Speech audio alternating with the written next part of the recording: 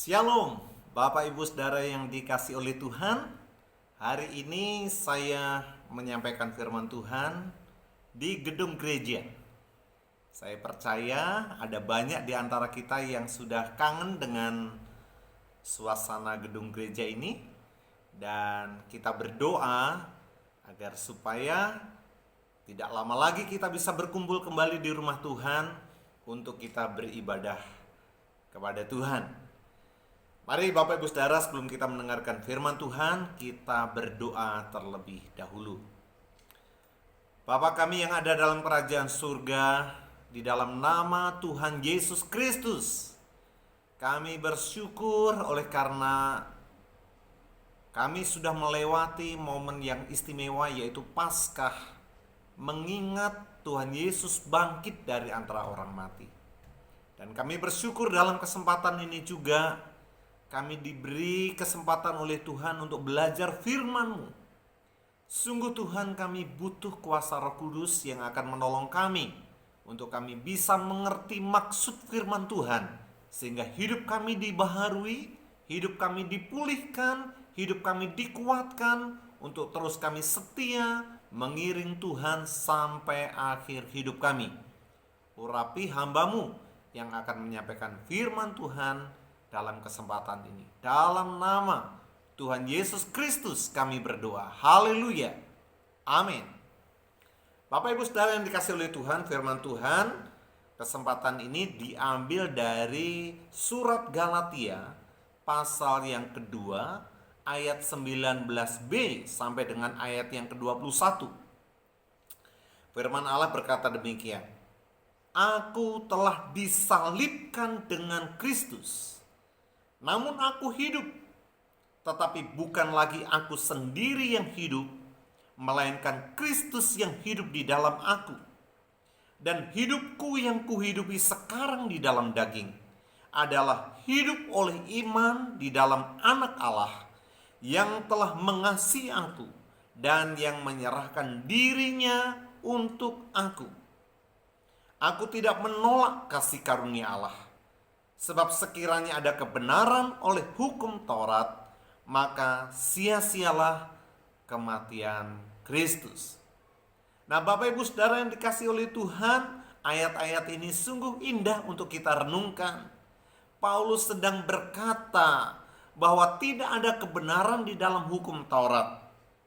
Dan Kristus yang sudah mati di atas kayu salib menggantikan dirinya, memberi arti yang baru dalam kehidupan Rasul Paulus. Bapak Ibu Saudara yang dikasihi oleh Tuhan, masih ingatkah kita firman Tuhan yang saya sampaikan beberapa waktu yang lalu? Bahwa Kristus sudah mati di atas kayu salib untuk menggantikan kita. Seharusnya kita yang ada di sana karena segala dosa dan pelanggaran kita. Tapi Tuhan Yesus sudah mati di atas kayu salib menggantikan kita. Nah, Bapak Ibu Saudara yang dikasihi Tuhan, ada sebuah konsep yang indah di dalam Alkitab, yaitu konsep mengenai menyatu dengan Kristus. Unification with Christ dalam bahasa soteriologinya. Bagaimana orang yang percaya rohnya itu dipenetrasikan dengan roh Allah, sehingga kehidupan Allah, kehidupan Kristus terpancar di dalam dirinya. Bapak Ibu Saudara yang dikasih oleh Tuhan, di dalam firman Tuhan ada banyak pernyataan yang langsung maupun pernyataan yang tidak langsung yang berkaitan dengan menyatunya kita dengan Kristus. Misalnya pernyataan yang langsung dapat kita lihat di dalam Efesus pasal 1 ayat yang kelima, di mana kita ada di dalam Kristus. Dalam Galatia 3 ayat yang ke-26, dalam Yohanes 1 ayat yang ke-12, dikatakan di sana bahwa setiap orang yang percaya dan menerimanya dijadikan sebagai anak-anak Allah. Tapi juga ada pernyataan-pernyataan yang tidak langsung, sebuah lukisan-lukisan yang menggambarkan mengenai penyatuan diri kita melalui iman dan percaya kita kepada Tuhan Yesus. Alkitab berbicara kita menyatu dengan Kristus dilukiskan seperti sebuah gedung dengan pondasinya dalam Efesus pasal 2 ayat yang ke-20 sampai 21. Lalu kemudian Alkitab berkata bahwa kita menyatu dengan Kristus dilukiskan seperti hubungan suami dan istri dalam Roma pasal 7 ayat yang kedua dan Efesus pasal yang kelima ayat 31. Lalu Alkitab juga memberitahu bahwa kita menyatu dengan Kristus dilukiskan seperti pokok anggur dengan carang-carangnya, di mana Kristus adalah pokok anggur dan kita carangnya, di dalam Yohanes pasal yang kelima ayat Yohanes pasal yang 15 ayat 1 sampai dengan yang ke-10. Lalu juga Alkitab memberitahu kita bahwa menyatunya kita dengan Kristus dilukiskan seperti kepala dengan anggota-anggota tubuh, di mana Kristus adalah kepalanya dan kita adalah anggota-anggota tubuh. Itulah sebabnya tidak bisa disangkal bahwa ketika kita percaya kepada Kristus melalui iman kita, maka kita menyatu dengan Dia. Rohnya tinggal di dalam kita.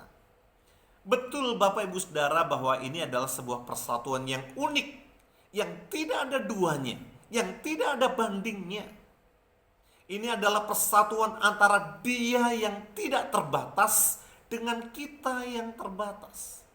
Ini sebuah persatuan antara Dia yang supranatural dengan kita yang natural.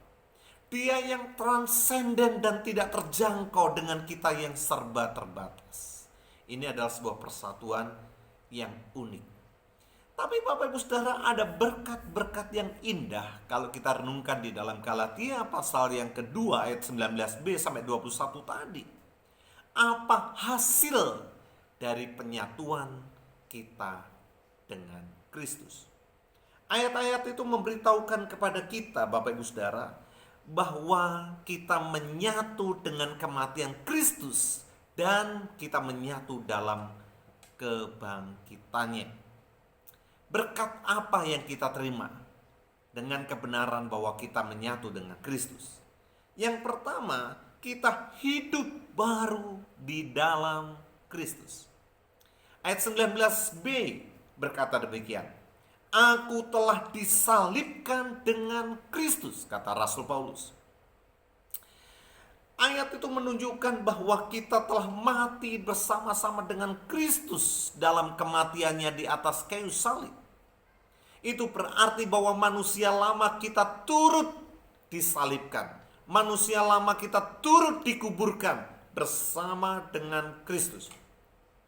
Saat Kristus bangkit dari antara orang mati, itu juga berarti kita bangkit dalam sebuah kehidupan yang baru bersama dengan Kristus. Ayat referensinya di dalam Roma pasal yang ke-6 ayat yang ke-3 dan ke-4. Dikatakan demikian, atau tidak tahukah kamu bahwa kita semua yang telah dibaptis dalam Kristus telah dibaptis dalam kematiannya. Dengan demikian kita telah dikuburkan bersama-sama dengan Dia oleh baptisan dalam kematian, supaya sama seperti Kristus telah dibangkitkan dari antara orang mati oleh kemuliaan Bapa, demikian juga kita akan hidup dalam hidup yang baru. Jadi kita telah turut mati dan dikuburkan bersama-sama dengan Kristus. Ketika kita bangkit dalam hidup yang baru bersama-sama dengan Kristus. Itulah sebabnya Bapak Ibu Saudara yang dikasihi oleh Tuhan, kita harus selalu tanamkan di dalam diri kita, di dalam pikiran kita, di dalam benak kita, bahwa manusia lama kita sudah dikuburkan, manusia lama kita sudah disalibkan, manusia berdosa kita sudah mati. Dan sekarang kalau kita hidup baru di dalam Tuhan. Dikatakan di dalam Roma pasal 6 ayat 11, demikianlah hendaknya kamu memandangnya, bahwa kamu telah mati bagi dosa, tetapi kamu hidup bagi Allah dalam Kristus Yesus. Kata memandang ini dari kata logisomai. Ini dapat diartikan cara berpikir logis. Hendaklah demikian cara berpikirmu, bahwa kamu sudah mati terhadap dosa. Dan kalau kamu hidup sekarang, kamu hidup di dalam Allah. Ini yang harus kita patrikan di dalam diri kita. Manakala kita digoda untuk berdosa, kita harus katakan kepada diri kita sendiri, no, saya sudah mati terhadap dosa itu. Saat pencobaan itu begitu kuat, kita harus ingatkan pada pikiran kita, no, saya sudah mati terhadap pencobaan-pencobaan itu. Sekarang kalau saya hidup baru di dalam Kristus. Saya sudah dibangkitkan bersama-sama dengan Kristus. 2 Korintus 5 ayat yang ke-17. Siapa yang ada dalam Kristus, ia adalah ciptaan baru. Yang lama sudah berlalu, sesungguhnya yang baru sudah datang. Karena itu Bapak Ibu Saudara yang dikasihi oleh Tuhan, ini yang harus kita terapkan di dalam kehidupan kita. Satu ayat lagi dalam Kolose pasal yang ketiga, ayat 3-7. Dikatakan demikian, sebab kamu telah mati dan hidupmu tersembunyi bersama dengan Kristus di dalam Allah. Apabila Kristus yang adalah hidup kita menyatakan diri kelak, kamu pun akan menyatakan diri bersama dengan Dia dalam kemuliaan. Karena itu, matikanlah dalam dirimu segala sesuatu yang duniawi, yaitu percabulan, kenajisan, hawa nafsu, nafsu jahat, dan juga keserakahan, yang sama dengan penyembahan berhala. Semuanya itu mendatangkan murka Allah atas orang-orang durhaka. Dahulu kamu juga melakukan hal-hal itu ketika kamu hidup di dalamnya. Tapi sekarang tidak lagi. Kita sudah mati terhadap semuanya itu. Kita sudah mati terhadap dosa. Kita sudah mati terhadap daging. Kita sudah mati terhadap kenajisan. Sekarang kalau kita hidup baru bersama-sama dengan Kristus. Jangan biarkan hidupmu dikuasai lagi oleh daging. Jangan biarkan hidupmu diperbudak lagi oleh dosa. Jangan biarkan hidupmu diperdaya dengan berbagai pencobaan-pencobaan. Mengapa? Sebab kita sudah menyatu dengan Kristus. Itulah sebabnya hidup kita adalah hidup baru di dalam Kristus. Yang kedua, Bapak Ibu Saudara, apa berkat dari kita menyatu dengan Kristus? Dari Galatia pasal 2 ayat yang 19b sampai dengan ayat yang ke-21 ini. Yang kedua adalah kita hidup oleh iman dalam Kristus. Ayat yang ke-20 berkata, namun aku hidup, tetapi bukan lagi aku sendiri yang hidup, melainkan Kristus yang hidup di dalam aku. Dan hidupku yang kuhidupi sekarang di dalam daging adalah hidup oleh iman di dalam Anak Allah yang telah mengasihi aku dan yang telah menyerahkan dirinya untuk aku. Nah, Bapak Ibu Saudara dikasihi Tuhan, ini indah ya. Ayat-ayat ini begitu indah. Rasul Paulus mau mengatakan bahwa kalau aku hidup, aku tidak punya hak lagi atas hidupku. Tapi Kristuslah yang hidup di dalam aku. Hidupku yang kuhidupi sekarang di dalam daging ini adalah hidup oleh iman kepada Anak Allah, kepada Yesus Kristus. Itu berarti hidup dalam iman adalah hidup yang berpusat kepada Tuhan. Bapak Ibu Saudara, saya membaca sebuah buku yang ditulis oleh Max Lucado, sangat indah sekali, di mana Max Lucado menggambarkan tentang seseorang yang berminat untuk membeli sebuah harta yang tersimpan di sebuah ladang. Dia menjual segala miliknya untuk mendapatkan harta itu. Dalam gaya bahasa yang lain, Max Lucado berkata kepada menuliskan, orang ini berkata kepada pemilik ladang itu, aku ingin membeli ladangmu. Berapa harganya pun aku mau membayarnya. Lalu pemilik ladang itu berkata, oh, saya tidak menjual, sebab kalau saya jual, kamu tidak akan sanggup untuk membayarnya. Lalu kemudian dia berkata, berapapun kamu sebutkan harganya, aku akan membayarnya, sebab aku menginginkan ladangmu. Lalu pemilik itu, harganya adalah semua yang Anda miliki. Lalu kemudian orang yang menginginkan untuk membeli ladang itu berkata, oke, saya mempunyai beberapa sertifikat tanah, mungkin saya bisa berikan kepada saudara untuk saya bisa membeli ladang itu. Dan pemiliknya berkata, oke, berikan pada saya. Masih apa yang kamu punya? Ya, saya tidak punya apa-apa kecuali hanya rumah ini. Lalu pemilik ladang itu berkata, iya, rumah itu juga menjadi milikku. Mengapa? Karena harganya adalah semua yang Anda miliki. Oke, silakan ambil rumah saya. Lalu apalagi yang kamu punya? Tidak punya apa-apa, tinggal motor ini satu-satunya harta saya. Motor itu juga adalah harga yang sepadan dengan ladang yang kuberikan kepadamu. Apalagi yang kamu punya?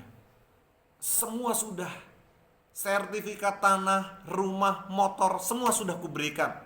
Aku tidak punya apa-apa, hanya istri dan anak-anakku. Lalu pemilik ladang itu berkata, istri dan anak-anakmu juga adalah harga yang termasuk di dalamnya, yang harus kamu serahkan kepadaku. Lalu istri dan anaknya diserahkan. Lalu apalagi yang kamu punya? Lalu kemudian dia berkata, aku tidak punya apa-apa lagi, kecuali diriku, hidupku yang sebatang kara ini.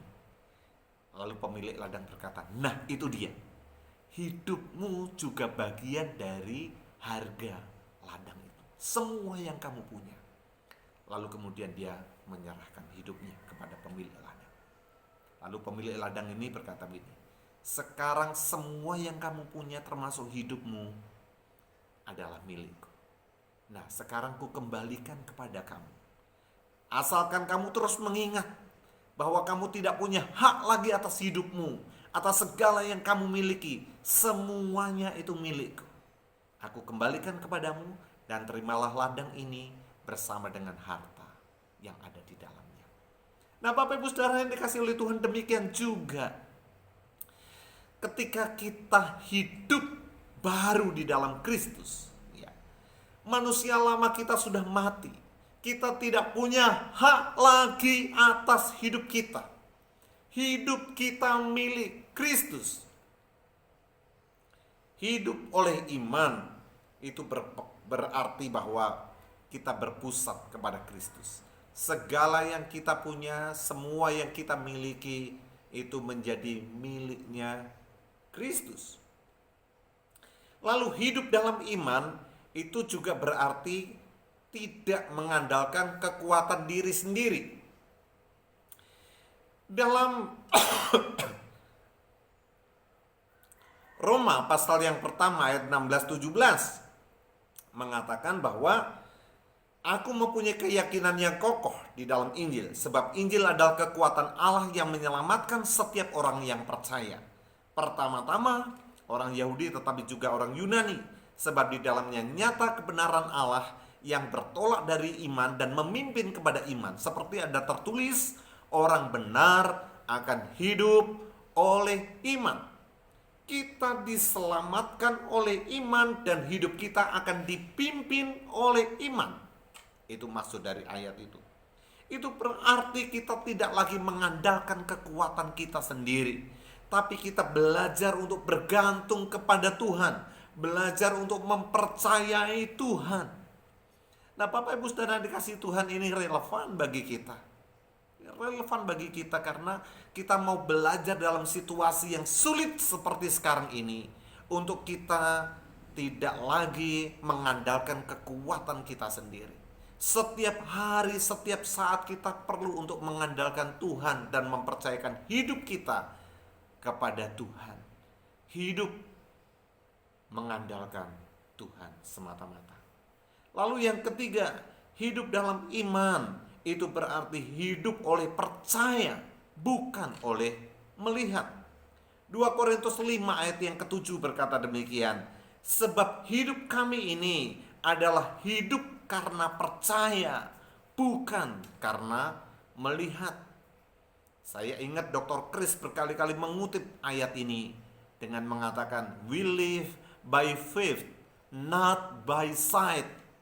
Hidup kita adalah hidup karena percaya, oleh karena iman, bukan oleh karena penglihatan. Bapak Ibu Saudara, kalau kita melihat situasi yang ada di sekitar kita, semuanya membuat kita menjadi lemah. Tetapi orang percaya tidak boleh dikendalikan dengan apa yang dilihat, tetapi dikendalikan oleh imannya, oleh percayanya.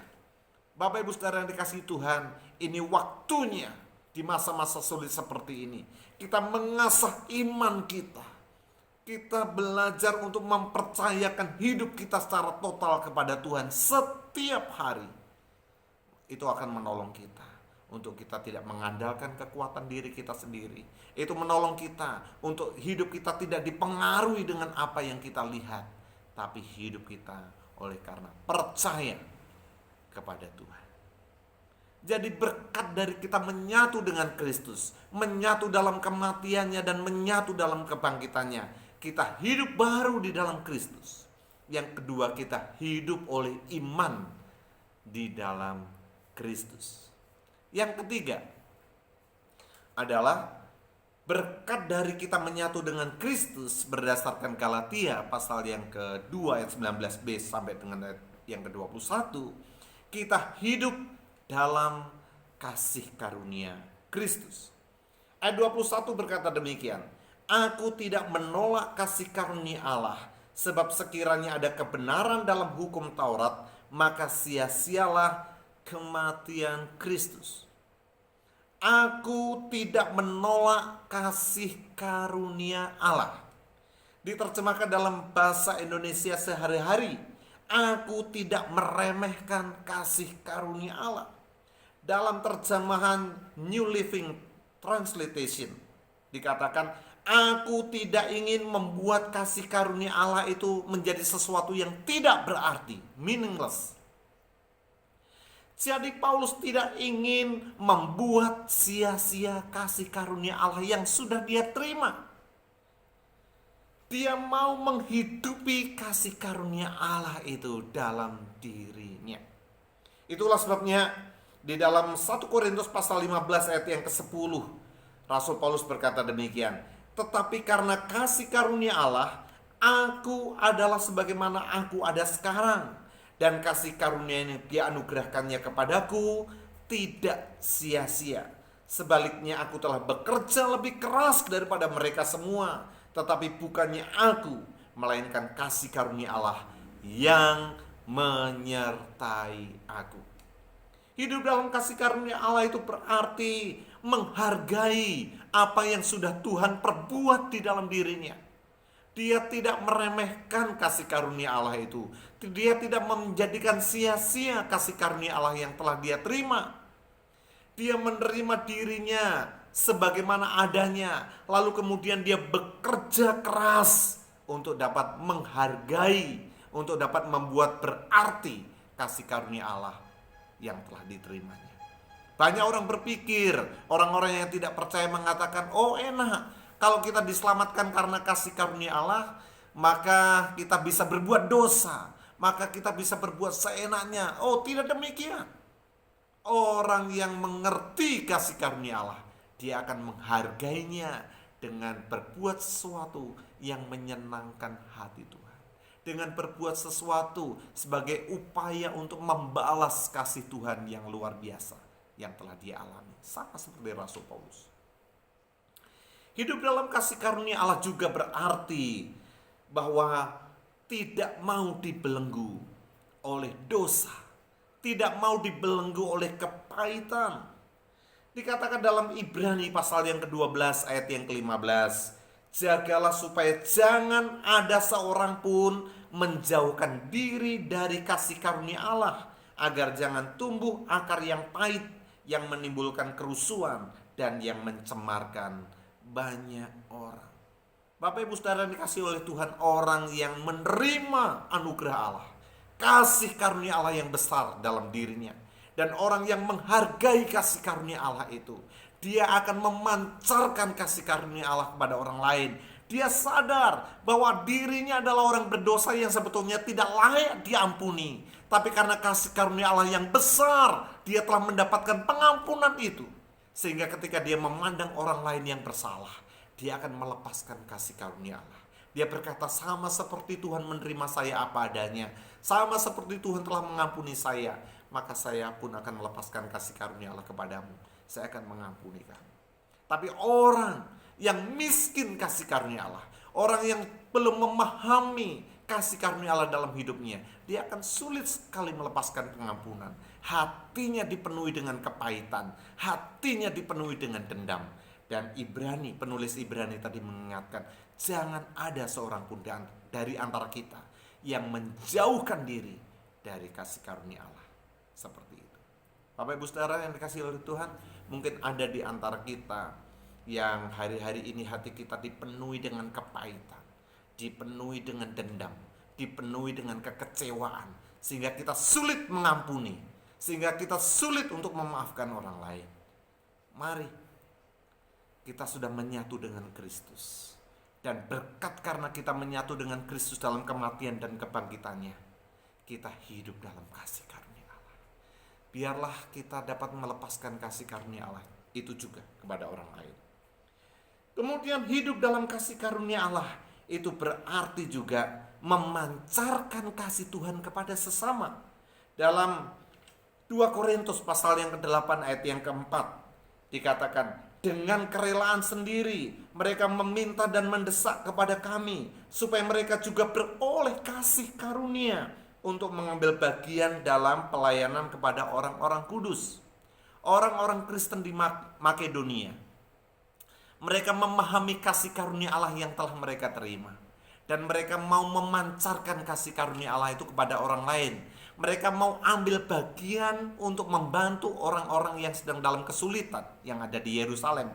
Meskipun mereka sendiri miskin, meskipun mereka sendiri menderita, tapi mereka mau ambil bagian dalam kasih karunia Allah untuk berbagi dengan orang lain. Bapak Ibu Saudara yang dikasihi oleh Tuhan, dalam situasi yang seperti ini, biarlah kita tidak berfokus pada diri sendiri, tapi biarlah kita membagikan kasih karunia Allah kepada orang lain, memikirkan orang lain, supaya orang lain juga merasakan jamahan Tuhan melalui setiap perbuatan baik kita. Ingat, dalam Efesus pasal 2 ayat 8 dan 9, sebab karena kasih karunia kamu diselamatkan, itu bukan hasil pekerjaanmu, itu bukan hasil perbuatanmu. Jangan ada orang yang memegahkan diri. Tapi ayat 10 berkata apa? Sebab kita ini ciptaan Allah, diciptakan dalam Kristus Yesus, yang telah mempersiapkan perbuatan baik sebelumnya. Ia mau supaya kita hidup di dalamnya. Hidup dalam apa? Hidup dalam perbuatan baik itu. Sebab Tuhan rindu setelah kita menerima kasih karunia Allah, setelah kita menerima keselamatan daripada Dia, untuk kita bagikan kasih karunia Allah itu kepada orang lain. Mari Bapak Ibu Saudara, biarlah kita dalam situasi seperti ini, kita berbagi kasih dengan orang lain. Kita berbagi berkat dengan orang lain, supaya orang lain juga mendapatkan kasih karunia Allah. Kiranya firman Tuhan hari ini memberkati dan menguatkan kita semua. Mari kita tunduk kepala berdoa. Bapa kami di surga, kami bersyukur untuk kebenaran firman-Mu yang kami dengar. Terima kasih Tuhan, karena kami menyatu dalam kematian dan kebangkitan-Mu. Dan ada berkat-berkat yang luar biasa dari menyatunya kami dengan Kristus melalui iman kami, yaitu kami mengalami kehidupan yang baru di dalam Engkau.